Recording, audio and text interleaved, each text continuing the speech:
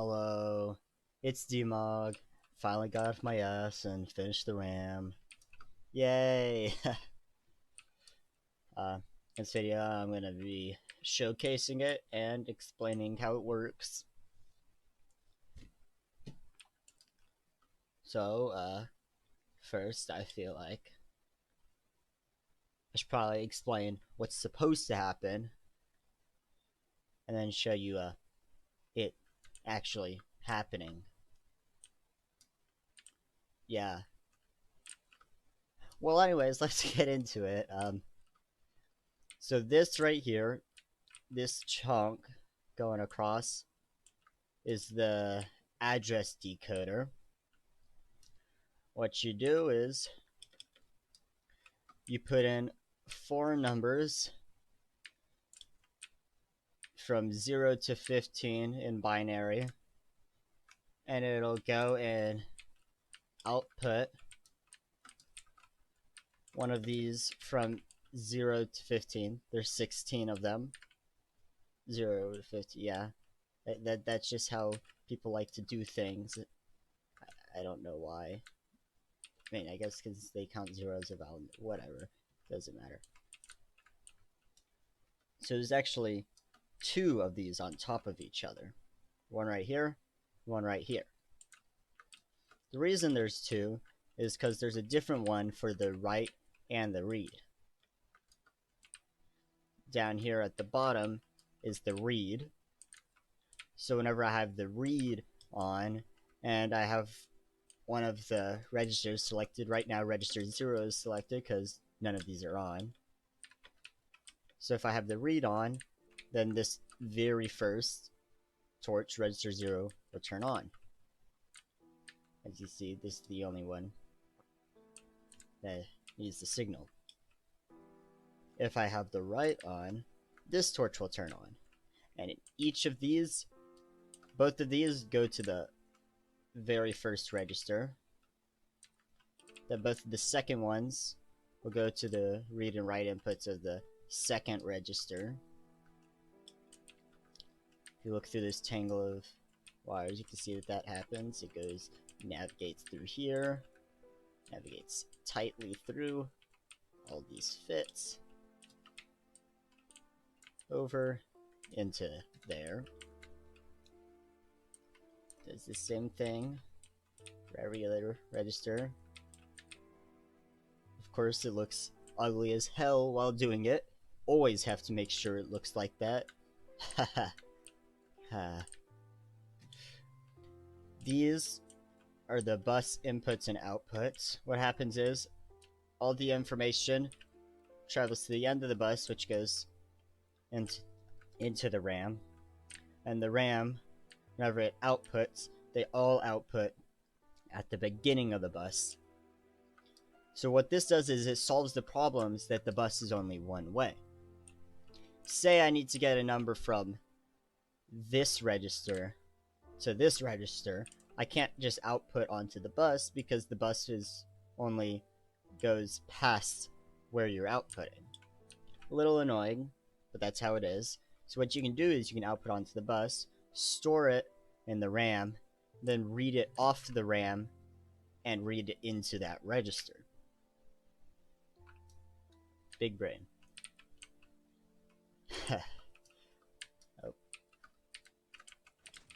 Oh. Let me go ahead and connect these all up.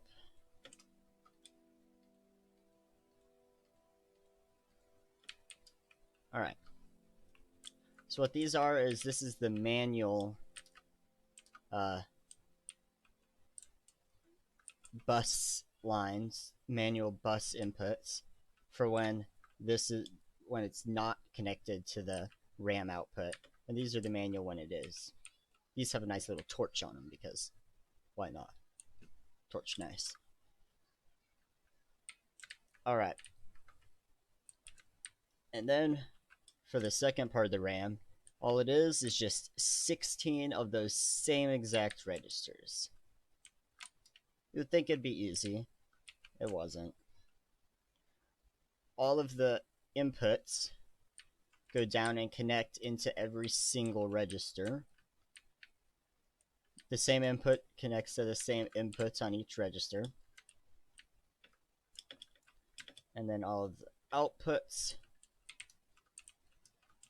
come out, narrowly avoid the inputs of the next 8 registers, and go to the very end, get output onto here, and then go forward. All of the outputs are also connected to each other. You can notice, because of this, only one of these registers can be read or written from at the same time. And you can't read or write from a register at the same time. Because what it'll do is it'll create an infinite feedback loop through the bus. It'll be inputting and outputting this. What should happen is it outputs a number gets straight read back into the register. Now you got an infinite feedback loop.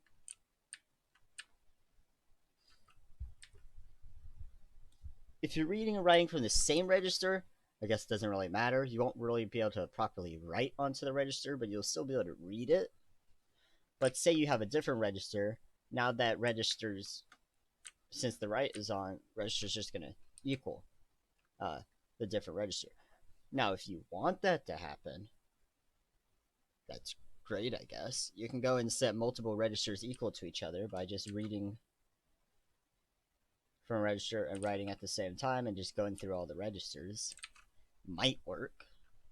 Probably won't, because you can only go to one register at the same time.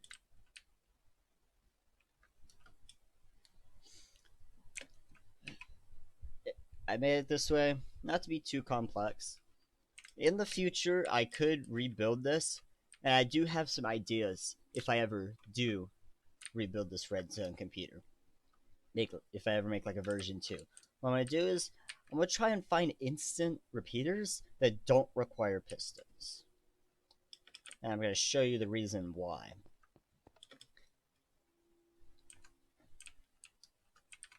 Oh, let me turn the clock back on. So right here is my fastest clock speed. I think it's just barely under a second. So it's like 1 hertz something. I don't know. If you really feel like it, you can time it from the... all my things are rising edge, so the moment the lamp lights up, to the moment the next lamp cycle lights up. You pause the video, time it. I don't care. But yeah, as you can see, this clock input goes into everything. Alright. If I go and press F3, you can see as I go in here. I mean, I'm keeping a solid 60. It's not bad, I guess.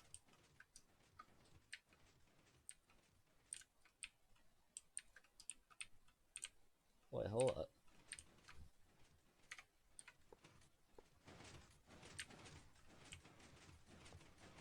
That would explain. You see, all this happened because of world edit. And there's the FPS drop.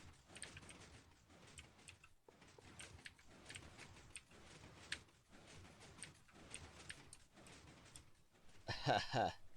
That is not friendly. All the clock pistons are activating at the same time.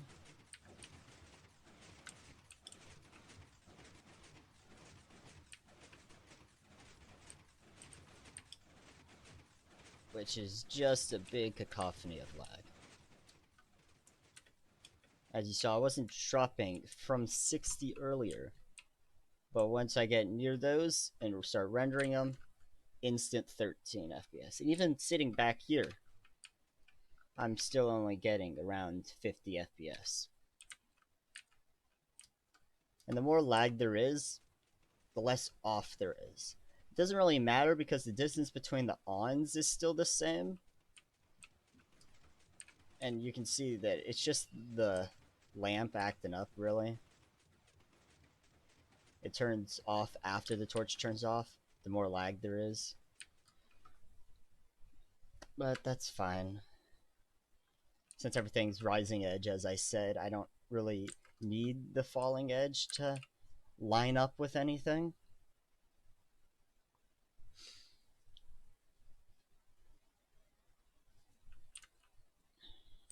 me go ahead, turn it back into manual. I just stop the clock so we don't have to hear that.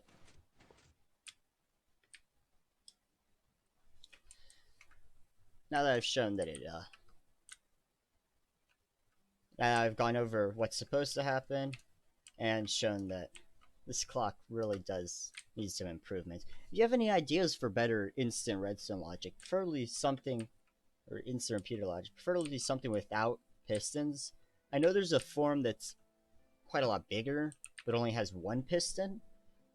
I mean, I'd be halving the lag. That'd be pretty neat, I guess, but I don't know. I'd still prefer something with 0 pistons, so that you could just turn redstone particles off and the thing will be absolutely golden. If you have any ideas for that, please leave a comment. I would love to know. So, we might as well get on with the showcase now. Ooh. As you can see, what I've already done is I've already put each respective register's number into the register. So say register 5 has a 5 in it. As register, you see register 0 has a 0 in it. Go to register 1, there's a 1, 2, 2, 3, there's a 3. Really, it'll just repeat whatever torches I put. But as you can see, right now I have register 13 selected. 8, 4, and 1, 13. I'm gonna go turn this off. Go turn on right. Let's say I don't want a 13 in there. I just want a 1 in there. Go put 1 onto the bus and pulse the clock.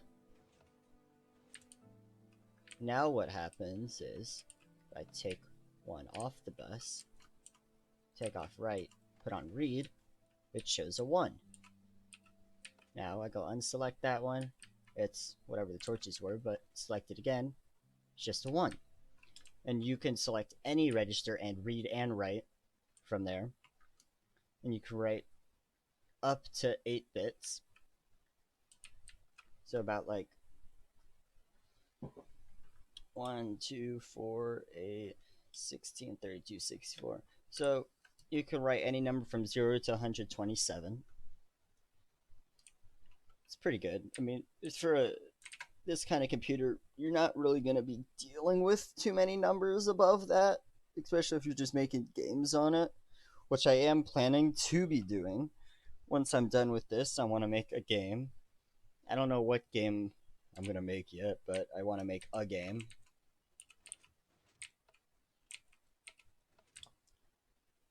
As I've showcased, it works. This is the RAM. Takes up a bit of space. I could always make it more compact, but, well, yeah, right. I don't feel like that.